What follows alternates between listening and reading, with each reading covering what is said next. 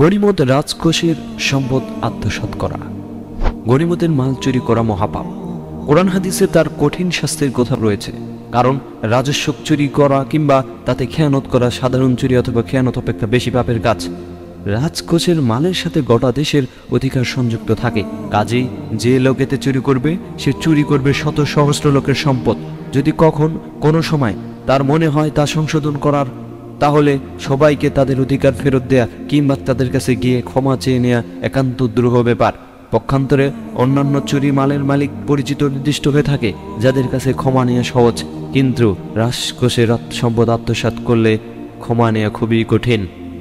আল্লাহ তাআলা বলেন, নবীর জন্য শোভনীয় নয় যে তিনি খেয়ানত করবেন, আর যে লোক খেয়ানত করবে সে কিয়ামতের দিন সেই খেয়ানত করা বস্তু নিয়ে উপস্থিত হবে, অতঃপর প্রত্যেকেই পরিপূর্ণভাবে পাবে যা সে অর্জন করেছে, আর তাদের প্রতি কোনো অন্যায় করা হবে না। সূরা আলে ইমরান 161 নম্বর আয়াত।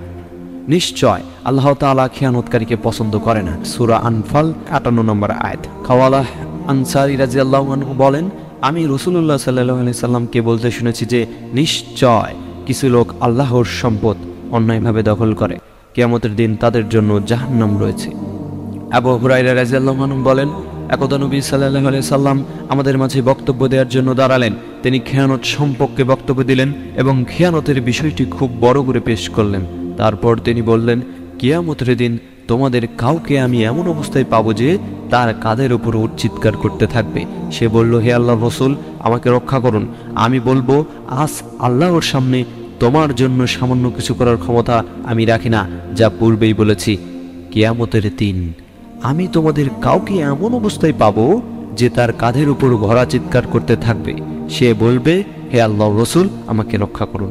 আমি বলবো, আজ আল্লাহর সামনে তোমার জন্য সামান্য কিছু করার ক্ষমতা আমার নেই, যা পূর্বেই বলেছি।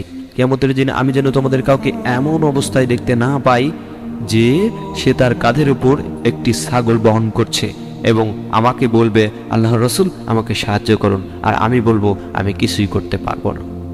আমি তো তোমাকে আল্লাহর বিধান পূর্বে জানিয়ে দিয়েছি।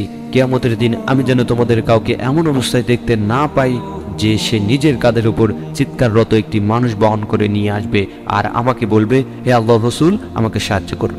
আর আমি বলবো, আজ আমি তোমাদের জন্য কিছুই করতে পারবো না।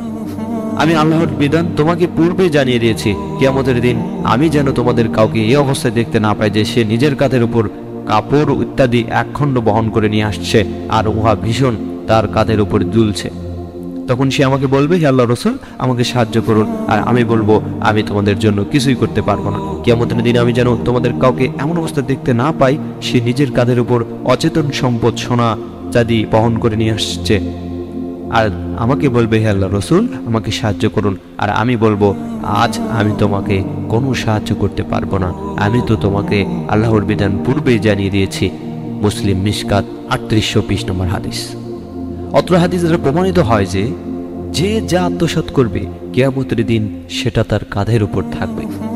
উবাদাহ ইবনু সামিত রাদিয়াল্লাহু আনহু বলেন, হুনাইনের যুদ্ধের দিন রাসূলুল্লাহ সাল্লাল্লাহু আলাইহি সাল্লাম গনিমতের এক ক্ষুদ্র কোনো পরিমাণ জিনিস হাতে করে বললেন, হে উপস্থিত জনগণ, আমার হাতের এই ক্ষুদ্র অংশ তোমাদের গনিমতের মালের অন্তর্ভুক্ত।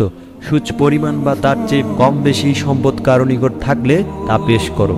নিশ্চয় খেয়ানত কিয়ামতের দিন খেয়ানতকারীর জন্য অপমান, অপদস্থ ও জাহান্নামের কারণ হবে। ইবনু মাজাহ 2850 নম্বর হাদিস। আদি ইবনু আমিরা রাদিয়াল্লাহু আনহু বলেন, রাসূলুল্লাহ সাল্লাল্লাহু আলাইহি সাল্লাম বলেছেন, আমি যাকে তোমাদের কোনো কাজের দায়িত্বশীল করি, অতঃপর সে সুচ পরিমাণ বস্তু বা তার চেয়ে বেশি সম্পদ আত্মসাৎ করলো, সেটাই হবে খেয়ানত। কিয়ামতের দিন সেই বস্তু নিয়ে সে উপস্থিত হবে। মুসলিম মিশকাত 1780 নম্বর হাদিস। আব্দুল্লাহ ইবনে আমর রাদিয়াল্লাহু আনহু বলেন, রাসূলুল্লাহ সাল্লাল্লাহু আলাইহি সাল্লাম এর গনিমতের মালের এক ব্যক্তি দায়িত্বশীল ছিল। সে কারবারা নামে পরিচিত। সে মারা গেলে রাসূলুল্লাহ সাল্লাল্লাহু আলাইহি সাল্লাম তাকে জাহান্নামী বলে ঘোষণা করেন। সাহাবীগণ তার নিকট গিয়ে বললেন যে সে একটি চাদর আত্মসাৎ করেছিল। ইবনে মাজাহ 2841 নম্বর হাদিস। ইবনু আব্বাস রাদিয়াল্লাহু আনহু বলেন, ওমর রাদিয়াল্লাহু আমাকে বললেন, খাইবারের যুদ্ধের দিন সাহাবীগণের একটি দল বাড়ি ফিরে আসছিলেন। ওই সময় সাহাবীগণ বললেন, অমুক অমুক শহীদ। শেষ পর্যন্ত এমন এক ব্যক্তিকে সাহাবীগণ শহীদ বললেন, যার ব্যাপারে রাসূলুল্লাহ সাল্লাল্লাহু আলাইহি সাল্লাম বললেন, কখনো নয়, আমি তাকে জাহান্নামী দেখেছি, সে একটি চাদর আত্মসাৎ করেছে। ইবনু হুরায়রা রাদিয়াল্লাহু বলেন, মিদ আম নামে এক গোলাম রাসূলুল্লাহ সাল্লাল্লাহু আলাইহি সাল্লামকে হাদিয়া দিয়েছিল। মিদ আম এক সময় রাসূলুল্লাহ সাল্লাল্লাহু আলাইহি সাল্লামের উটের পিঠের হাওদা নামাচ্ছিল, এমত অবস্থায় একটি তীর এসে তাকে লাগে এবং সে মারা যায়। সাহাবীগণ বললেন, তার জন্য জান্নাত। রাসূলুল্লাহ সাল্লাল্লাহু আলাইহি সাল্লাম বললেন, কখনোই নয়, আল্লাহর কসম, নিশ্চয় ওই চাদরটি যেটি সে খয়বরের গনিমত বন্টন করার পূর্বে আত্মসাৎ করেছিল, সে চাদরটি জাহান্নামের আগুন তার উপর উত্তেজিত করেছে। এই কথা শুনে একজন লোক একটি জুতার ফিতা বা দুটি জুতার ফিতা রাসূলের নিকট নিয়ে আসলো। রাসূলুল্লাহ সাল্লাল্লাহু আলাইহি ওয়াসাল্লাম বললেন, একটি বা দুটি জুতার ফিতা আত্মসাৎ করলেও জাহান্নামে যাবে। বুখারী, মুসলিম, মিশকাত, হাদিস নম্বর 3997। অত্র হাদিস দ্বারা প্রমাণিত হয় যে আত্মসাৎকৃত বস্তু ক্ষুদ্র হলেও তার পরিণাম জাহান্নাম। সামান্য বস্তু যদি কেউ আত্মসাৎ করে তার জন্য জাহান্নামে যাবে। কতই না বড় শাস্তি তার জন্য রয়েছে। আত্মসাৎ করা বস্তু কত বড় পাপের কাজ সেটি বুঝতেই পারলেন। হাদিস কোরআন দ্বারা প্রমাণিত যে গনিমতের রাজকোষের সম্পদ আত্মসাৎ করা বড় ধরনের পাপ, যা কখনো ক্ষমার যোগ্য না। ক্ষমা পেতে হলে রাষ্ট্রের প্রত্যেক জনগণের নিকটে গিয়ে ক্ষমা চেতে হবে, যা কখনোই সম্ভব না। যারা রাষ্ট্রের পরিচালনা বিভাগে রয়েছেন তাদেরকে বলি, গনিমত রাজকোষের সম্পদ আত্মসাৎ করবেন না। এর পরিণতি খুবই ভয়াবহ, যা হাদিস দ্বারা প্রমাণিত।